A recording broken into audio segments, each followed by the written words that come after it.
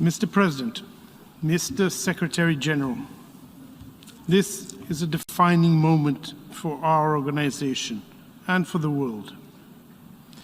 When the drafters of the Charter envisaged our collective security system back in 1945, they probably thought they had seen the worst in terms of tragedy and human suffering. If they were here today, they would doubt that assessment.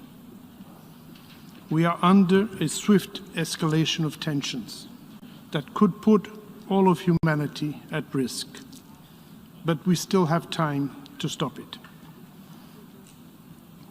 Brazil voted in favor of the draft resolution before the Security Council on the situation in Ukraine.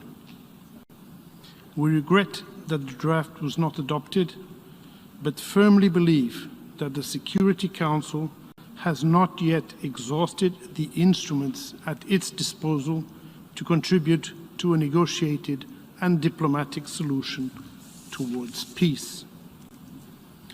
The urgency of the situation convinced us of the need to add the voice of the General Assembly to that of the Security Council in seeking solutions to the crisis in and around Ukraine.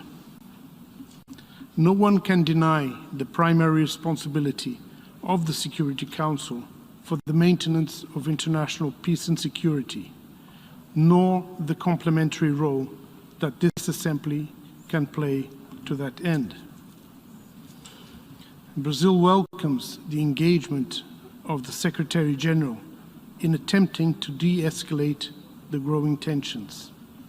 It also notes that Ukraine has initiated a case in the International Court of Justice based on the Genocide Convention.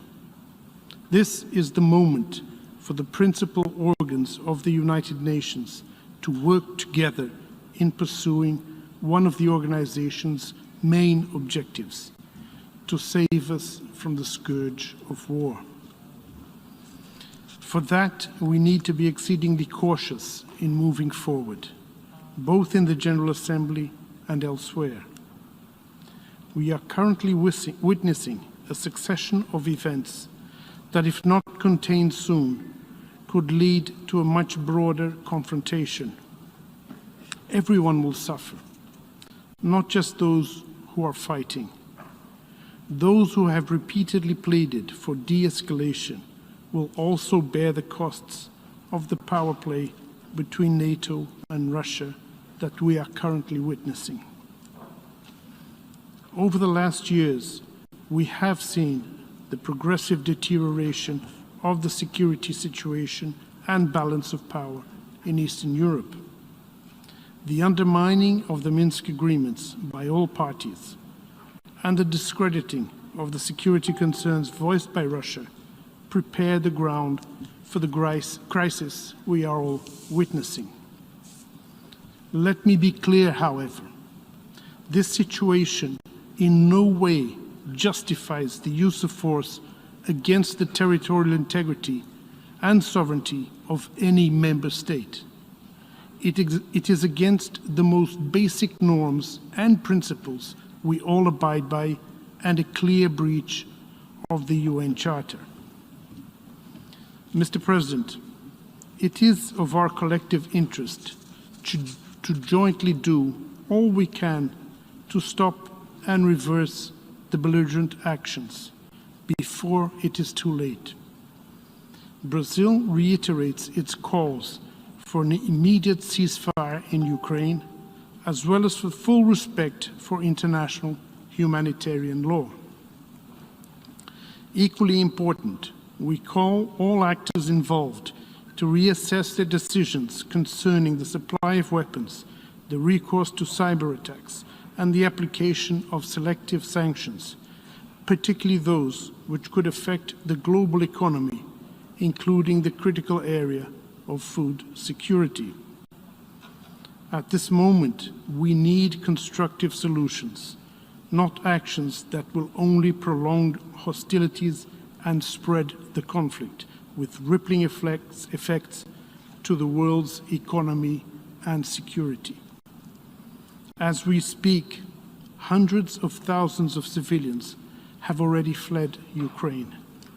Many more will certainly follow, millions perhaps.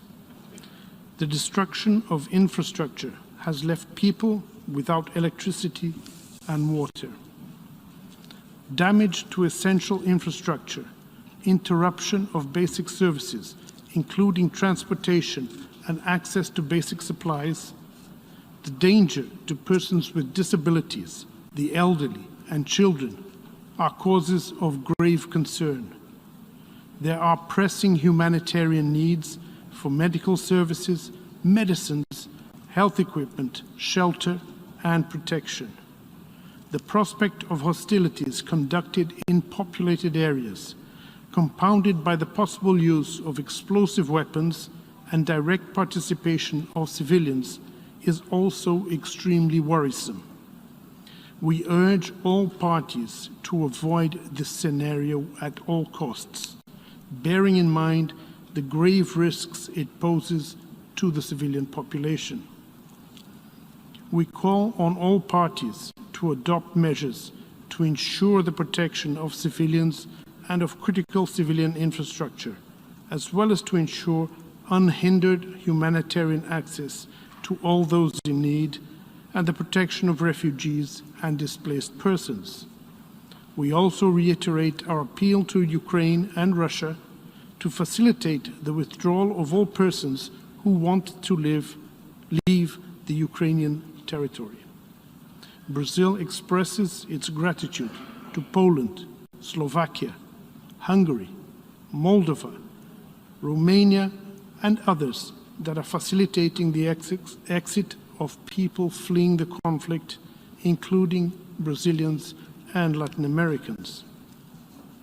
Let me also take this opportunity to express our solidarity to all families who have lost someone in this war, to all people left without home, water, and electricity, to those who are fleeing in fear, sometimes with nowhere to go, and to everyone who is now trapped in a conflict zone, desperately attempting to find refuge. I wish to commend all personnel that are now in Ukraine trying to alleviate the suffering of the population.